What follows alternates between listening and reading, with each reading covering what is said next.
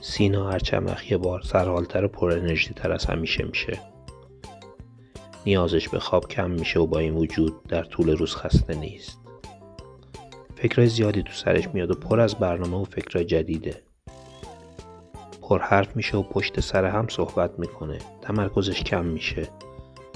مدام از بقیه انتقاد میکنه و میخواد رفتار بقیه رو اصلاح کنه. گاهی زود از کوره در میره و خشمگین میشه. اعتماد به نفسش خیلی زیاد میشه. کارایی میکنه که بعدم پشیمون میشه. بی اندازه خرید میکنه. میل جنسیش زیاد میشه و روابط جنسی پرخطر و تکانشی برقرار میکنه. سرعت عملکردش تو درس خوندن و کارهای روزمره بیشتر میشه. سینا بیماری جسمی خاصی نداره و هیچ گونه ماده محرک استفاده نمیکنه. بقیه متوجه تغییر خلقیاتش توی این مدت میشن، ولی این علائم اختلال عملکردی ایجاد نمیکنه. سینا درگیر یه دوره هیپومانیاست. بیشتر مراقب باشید.